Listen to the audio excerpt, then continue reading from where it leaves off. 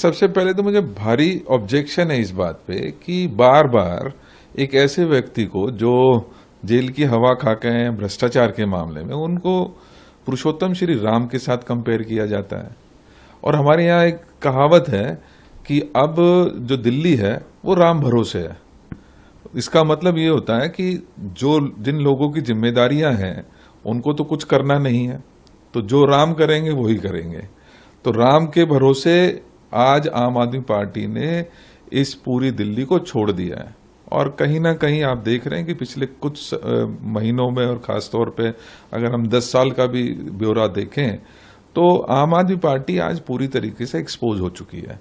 आज कहीं ना कहीं लोग त्राहिमाम कर रहे हैं। जब पानी की थोड़ी सी गर्मी आती है तो पानी के लिए त्राहिमाम शुरू हो जाता है, थोड़ी सी बारिश आती है तो लोग डूब के मरना शुरू हो जाते हैं।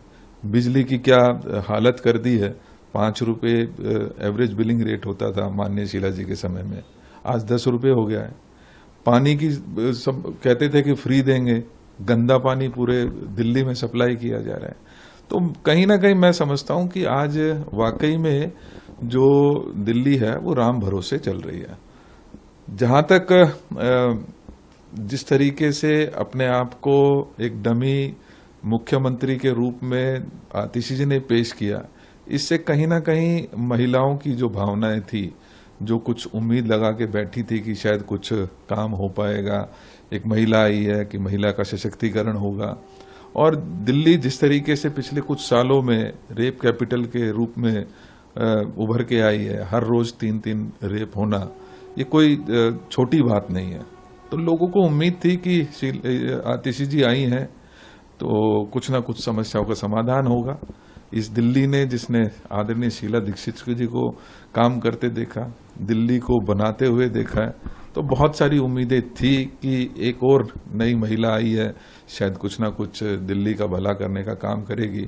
लेकिन अब मुझे लगता नहीं किसी प्रकार की कोई उम्मीद इस सरकार से या इनके मुख्यमंत्री या इनके मंत्रियों से की जा सकती है।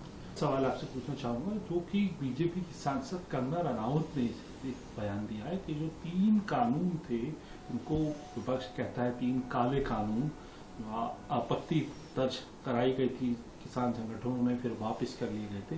वो कह रही कि आज फिर वापस लेके आने चाहिए, इनको दोबारा इन कानूनों को लेके आना चाहिए। देखिए, विनाश काले विपरीत बुद्धि, मैंने सुना है, कहावत है, जिसमें जब विनाश होना होता है ना तो बुद्धि भी विपरीत हो जाती है।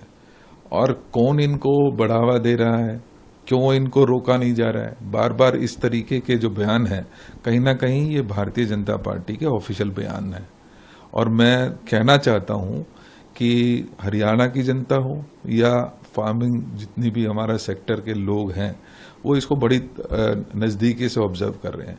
ये एक महिला जिसने पहले बार बार कोशिश की कि इसमें आतंकवादी आते हैं, इसमें भाड़े के लोग आते हैं, जिस तरीके के बयानात लगातार कंगना रनौत कर रही है, ये बहुत शर्मसार करने वाली बात है। एक पूरे, मैं समझता हूं कि फार्मर्स कम्युनिटी को शर्मसार करने की बात है। और इसमें कहीं ना कहीं मौन सहमति भारतीय जनता पार्टी की भी दिखती है।